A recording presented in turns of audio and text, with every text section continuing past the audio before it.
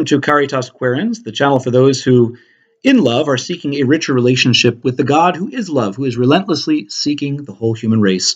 I am Brent Pottinger, a practicing Roman Catholic with a background in Protestant theology and Protestant living, who is just kind of an ordinary guy trying to seek a deeper and richer, more intimate relationship with the Heavenly Father. And in this series of videos, we're taking a look at the question of who determines our ultimate destiny.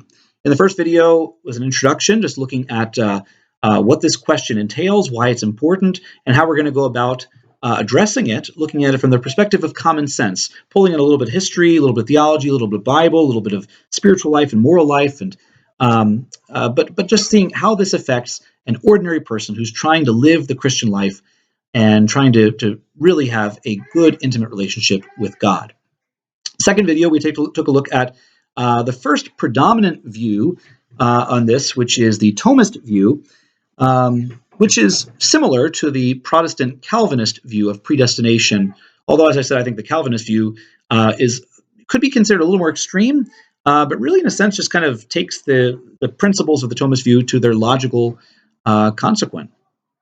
In this video, we're going to take a look at another school of thought, which is called the Molinist school of thought. And this is kind of the second predominant Catholic view, again, going back to the late 1500s, when there were theologians from especially the Dominican order and the Jesuit order that were head-to-head about this question. They were basically espousing these two views. The Dominicans were especially defending the Thomist view, and the Jesuits were defending the Molinist view. The Molinist view takes its name from a man named Molina, who was a Jesuit, who wrote a book about this, about free will and about salvation. And he introduced kind of a different perspective on this whole topic. So first I want to take a look at what he taught. And there are kind of some different streams of thought in the Molinist view, based again on kind of interpretation of what Molina actually wrote. So it's sort of like the Thomist view. I mentioned that what is usually called the Thomist view is really an interpretation of what St. Thomas wrote, focusing on his Summa Theologica, whereas some others, like Father William Most, that I'll address in a later video, says that actually we have to take into account what Thomas wrote in other works, like the Summa Contra Gentes, and so he teaches something that's a little different from the Thomist view. The Molinist view also has some different interpretations. We're going to take a look at I'm going to call them two streams of the Molinist view. But what they have in common is, first of all, that predestination here is not ante praevisa merita. Again, that means before any foreseen merits. So the Thomist view, you might remember, says that before God sees any good deeds that a person might do, he chooses some people to be predestined. He chooses them to go to heaven. So it's not because they earn it. It's not because God even sees in advance that they will earn it. Okay, it's just that he just chooses them. It comes solely from God. It's completely initiated by God himself in his goodness. Molina says, no. He says, God, being eternal and omniscient, in other words, all-knowing, he's outside of time. So for God, past, present, and future don't really have the same significance they do for us. Okay, for us, we're in the middle of time, and so some things have already happened and are past to us. Some things haven't happened yet, and they're future to us. And then all we have really is the present moment, which is happening right now, which is constantly becoming past and is constantly, in a sense, going into the future. But God is outside of time. That's what eternal means, outside of time. So nothing is really past to God. Nothing is really future to God. Everything is present to God. In fact, I kind of like, I think probably the best description of eternity is an ever-present now. That for God, everything is happening now. For God, the creation of Adam is just as present as the very last day and just as present as right now, as me making this video right now. So Molina says, looking at it from that perspective, God foresees the merits that we will do in the future. But he doesn't foresee them as future. He foresees them as present. So God predestines some people post praevisa merita, after foreseen merits, And he doesn't seem to see a problem with this, because it's not so much that God is being determined by our choices, because it's not like, God knows in the future I'm going to do this, and so in advance he rewards me and he gives me the grace and so on. It's more the sense, as I understand it, that God sees it as present. So it's happening right now to God, and God just in the moment.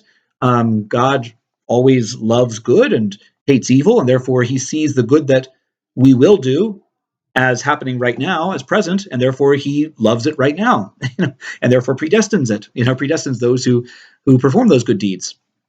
Okay, I like that idea, by the way. I like how this kind of does carry that sense of the relationship between eternity and time.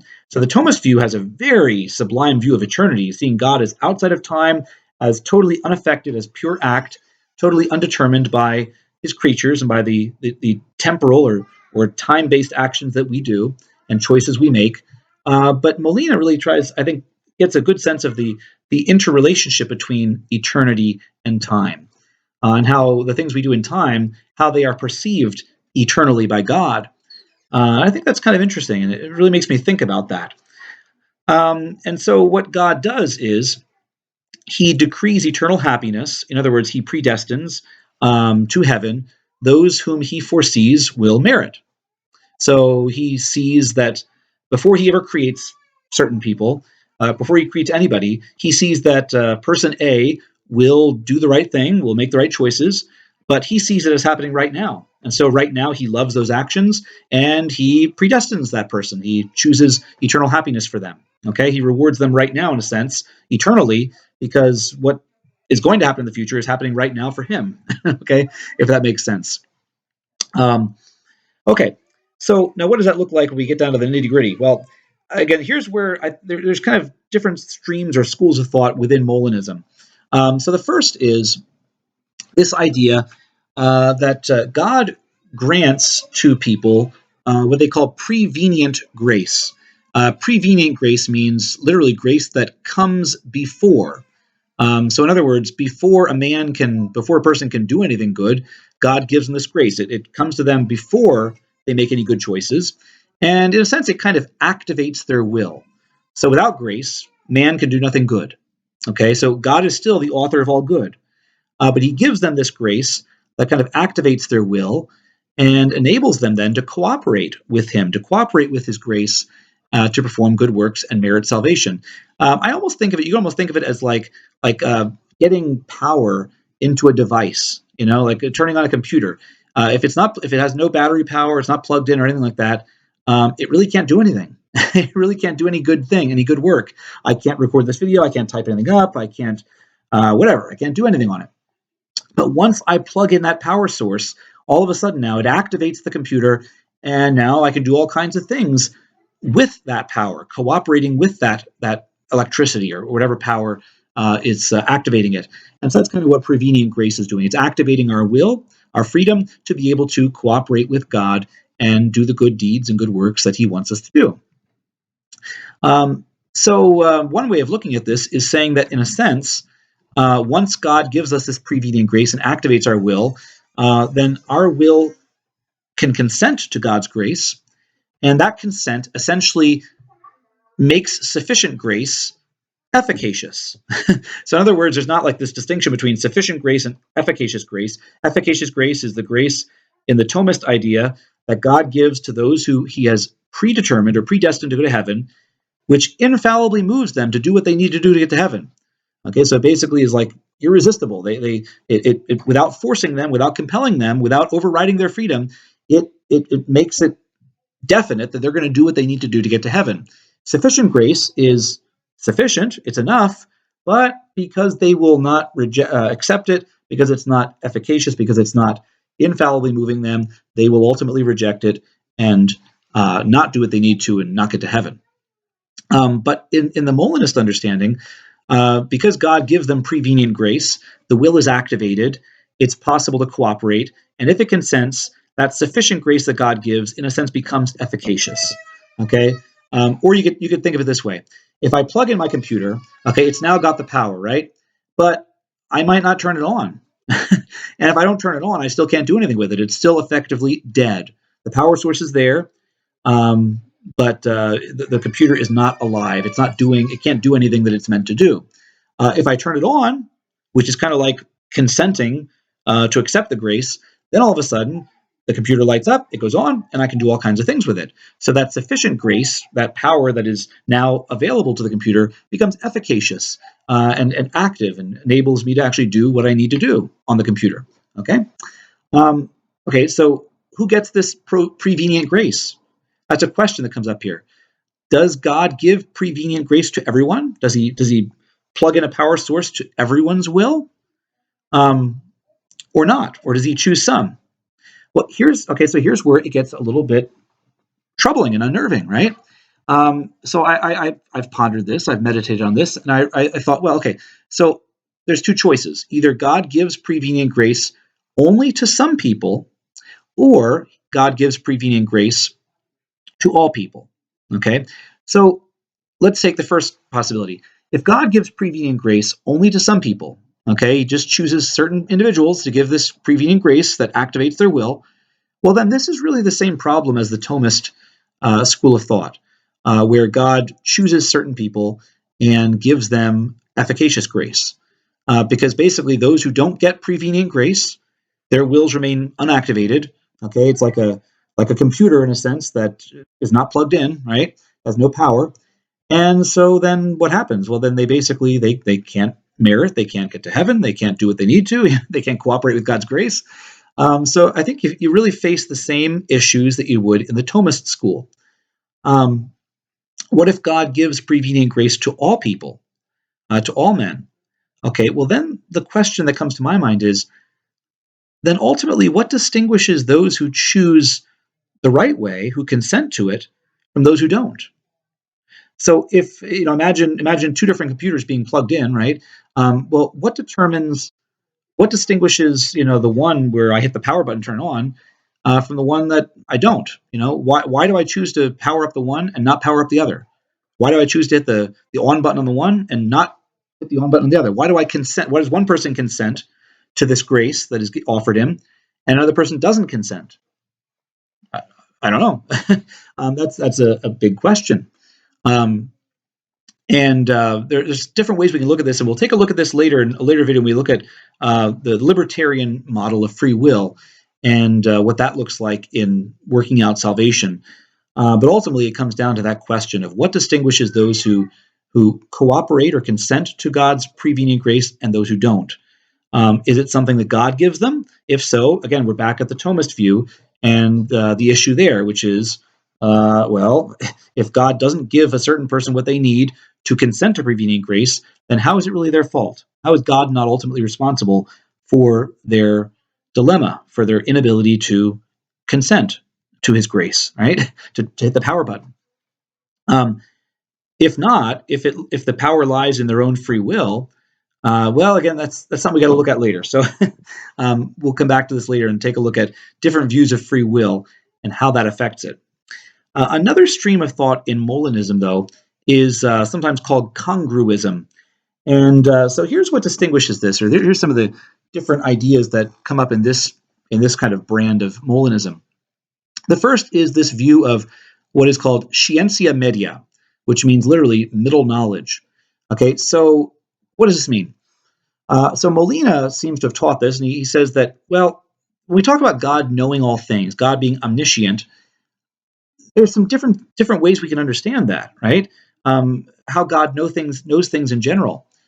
So, for instance, from all eternity, God knows what happens. Okay, again, he sees things that are past to us, things that are future to us, and things that are happening right now. He sees all things as if they were happening right now, at the present for him, eternally, outside of time. Okay, so he knows actual things. Okay, that's one type of knowledge. He knows what actually happens. On the other hand, God also knows what could potentially happen. So God knows that it's possible that I could have gone to another state and lived somewhere else. I could have gotten another job. I could have married somebody else and had different children, or I could have not gotten married at all. I could have become a priest or whatever. Could have been a lifetime bachelor. God knows all the possibilities that don't actually happen that could have happened. Okay, this you see the sort of a shadow of this in fiction writers and those who write novels or stories, who imagine things that haven't actually happened and probably never will happen, but could happen. They use their creativity in their minds to imagine various possibilities, and God again can see all the possibilities that could happen. That's a second type of knowledge. Third type of knowledge, which Molina calls middle knowledge, scientia media, is that God also knows what would happen in various contingent circumstances. So God not only knows what does happen and what could have happened, but also, given different circumstances, what would have happened.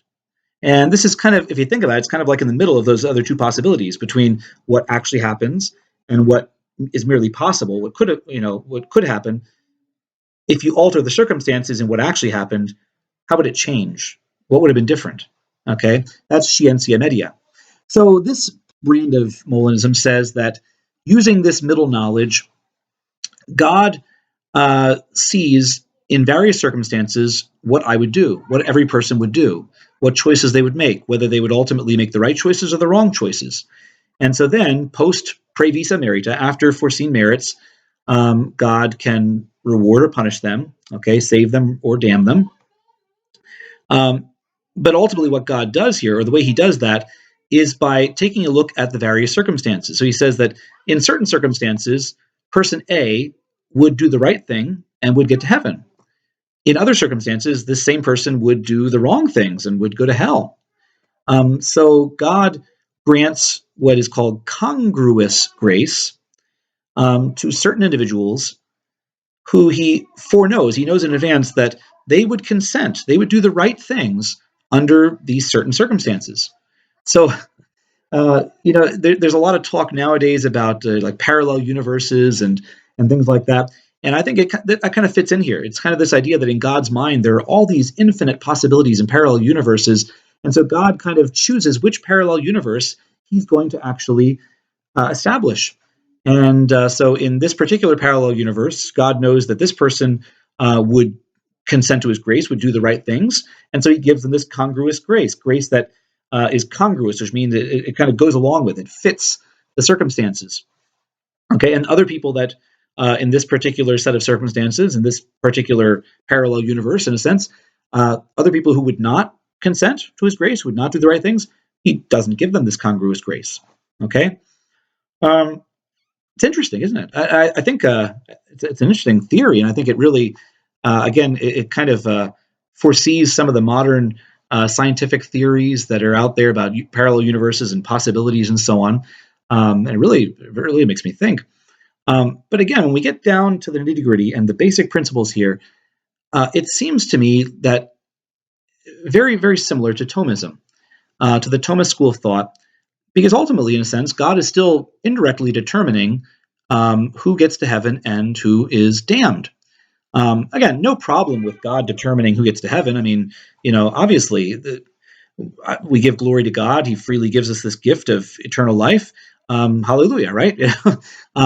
But as far as the damnation of the reprobate, of those who go to hell, it seems like God is still indirectly responsible for them. You could say, well, why didn't God choose a different parallel universe in which this person would have been saved, would have made the right choices? Now, there are some people who address this and say, well, perhaps, if you think about it, perhaps of all the possibilities, perhaps God has chosen the best one, the one in which the most people would get to heaven.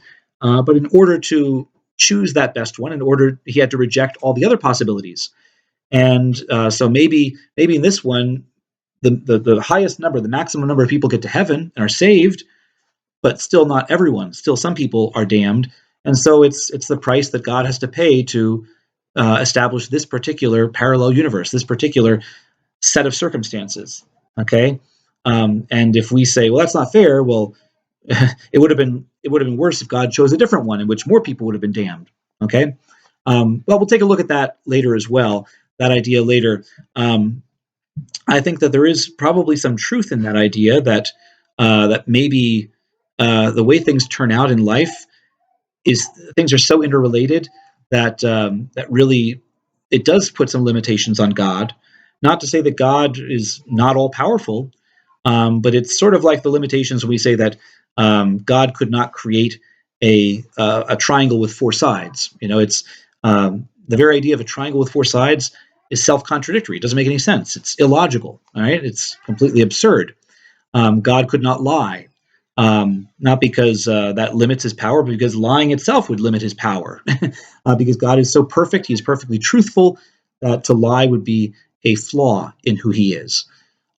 So maybe God is limited in the choices he makes, in a sense, the possible universes that he could create, because everything he changes, sort of like that butterfly effect, or the idea of a butterfly flaps its wings in San Francisco and there's a tsunami in Japan or something, that every little thing he tweaks affects everything else. And so it's not like God can just go in and say, "Oh, this person's going to be damned, so I'm going to change the circumstances here, so they'll get to heaven." But changing those circumstances affects other circumstances, affects other people elsewhere. Um, so I'm willing to grant that there may be some truth in that God may be limited to a certain extent in the circumstances that he can provide for us, and his providence, and how he can grant us his grace, and how he can work among us. And maybe there are some limitations there. We'll take a look at that later. If that is the case, though, I think we can also take a look at it and say another unnerving difficulty about this is that you could equally ask the question, well, if that's the case, that God chose the best possible world, which inevitably involved the damnation of some, um, maybe it would have been better if he just didn't create at all. Was it really worth it? Is it really worth it? Worth the damnation of even a few, so that God could receive glory from the salvation of even very many? Or you could almost look at it this way: that in a sense, it's the eternal damnation of a few, maybe even just one, that has, in a sense, bought and secured the eternal happiness of all the rest. And I don't know about you, but personally, I find that a little bit unnerving.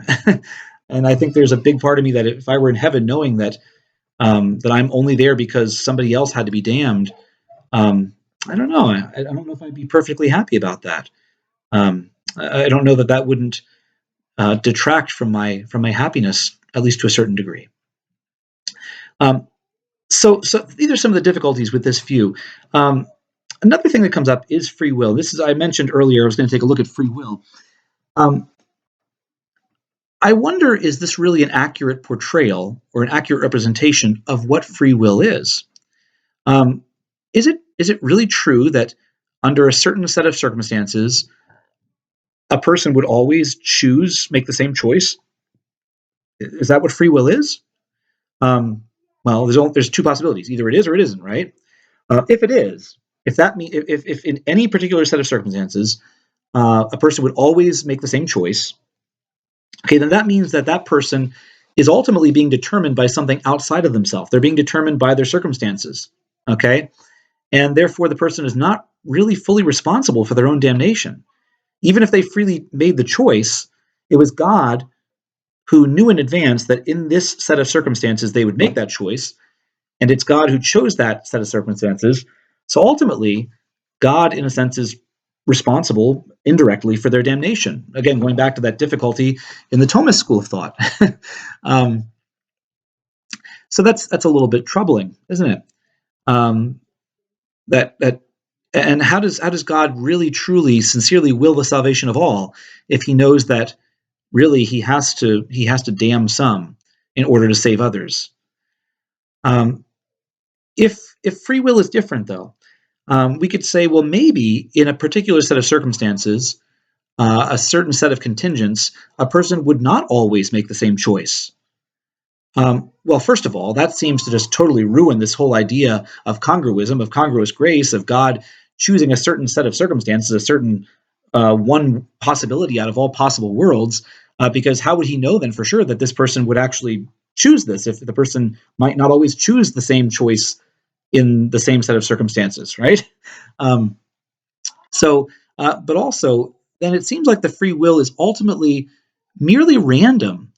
Um, if I can just, under the same set of circumstances, make one of two choices that are complete opposites, uh, then ultimately, am I really exercising free will, or am I just making random choice? Think about it with some real concrete examples. For instance, so let's say that I have a choice between I don't know, two flavors of ice cream. Okay, and let's say that one of them is cookies and cream, which is one of my favorites, and another is, like rotten poop flavored ice cream. Okay, um, now obviously I think ordinarily almost anybody would immediately choose cookies and cream. Okay, um, but if it's equally possible for me to choose rotten poop flavored ice cream over cookies and cream, to choose something that is absolutely disgusting and noxious over something that is delicious and good and yummy, right? Then is this really free will? Or is it just random choice? It's more like just flipping a coin and saying, well, whatever, if it's heads, I'll do this. If it's tails, I'll choose this one. There's not really any intelligence there. There's not really anything informing my decision. So it's not really so much a choice as it is just making a random flip of the coin. And if that's the case, if our free will is ultimately just sort of a random flip of the coin, regardless of whether one choice is better than the other, regardless if one choice is more appealing than another, I can just with equal motive choose one or the other, A or B. Well, then how am I really responsible for it? you know, imagine having a courtroom case where somebody's on trial for making a flip of the coin to make a decision. So if I'm on trial because I murdered somebody, I say, well, judge, here's what I did. I decided when I woke up in the morning that I was either going to murder somebody or go visit a homeless shelter and help out. I didn't know which to do. They seemed like equally valid and good choices to me. So I took out a quarter, flipped it. I said, heads, I kill somebody. Tails, I help out the homeless shelter. It ended up heads, so I killed somebody. Okay. Well, okay. I think in a certain sense there, I could probably plead insanity, but it would be hard to really convict me of like intentional murder. Obviously, I didn't really want to kill somebody. I was just flipping a coin. There was something wrong with my decision to exercise that random choice. There was something wrong with me deciding to flip a coin in the first place as a means of deciding what I was going to do. But as far as the choice itself, if I was just basing it off of heads versus tails, um, there just seems to be not even really a moral element to it. So if that's what free will is, that mean that in any given set of circumstances, I could equally well choose A or B, then I don't see how my decisions really even have a moral impact, which seems to limit or even completely eliminate a person's culpability or their reason to be punished. So those are some areas of concern there about Molinism. Um, this is very similar to the Protestant view of Arminianism, which was named after a guy named Jacob Arminius, which is, again, very similar. Basically, the idea is that man has free will, that man's free will has not been totally depraved, as Calvin would say, that man's free will can, in some way, cooperate with God's grace, and that God basically gives prevenient grace to activate that will, and a man can either consent or not. And so, very similar. A lot of the same, in my opinion, a lot of the same insights and strengths of the Molinist view, but also some of the same limitations and difficulties and concerns. Another thing that I find a little bit concerning about this is it does seem to be very close to the idea of Pelagianism, which was a heresy that originated a long time ago. I think it was in the 400s or so, by a man named Pelagius, who basically taught that our free will is capable of doing what is right without God's grace. Or at the very least, as some later modified it, that we are capable, our free will is capable of choosing, in the beginning, choosing God, and then once we have accepted grace or consented to grace, then of course we cooperate with it. And this, of course, violates that basic principle that all good comes from God, because in that case, ultimately, the initial decision, at least, is made by us. Okay, so that's a little bit troubling too. All right, so anyway, to kind of recap, Molinism, okay, the idea that God predestines us after foreseeing our merits, but he does so from eternity, seeing even things that are future to us, even before we've been created. He sees them as happening now. He gives us prevenient grace, which activates our wills, like plugging in a power source, and then those who consent to it essentially are able to power up their life in a sense and be saved. Or maybe a variant of this, that God uses his middle knowledge to see what a person would do under a certain set of contingent circumstances, and those he sees in that particular set of circumstances would do what is right. He predestines them. He gives them this prevenient grace, which enables them to be saved, and those that would not, he doesn't. Okay. Again, I really like how this does a nice job of kind of trying to integrate our temporal, our time-based actions with God's eternality, God's being outside of time. But it does, again, it has some issues here. It does seem like some brands of this kind of face the same issue as the Thomist school, that ultimately, in some cases, it seems like God is really indirectly responsible for some people being damned because he doesn't give them prevenient grace, or because he chooses a set of circumstances in which they would not be saved. And it also brings up the question of free will and what free will is. And I think it tends to espouse a view of free will which almost sees free will as kind of random, as the ability to just, in any set of circumstances, to equally choose either choice, A or B, regardless of how appealing or good or useful or anything either choice is. In the next video, we're going to take a look at a couple other views that are perhaps more popular nowadays, and take a look at those and how they apply to and relate to the other views that we've just looked at. So until next time, adios.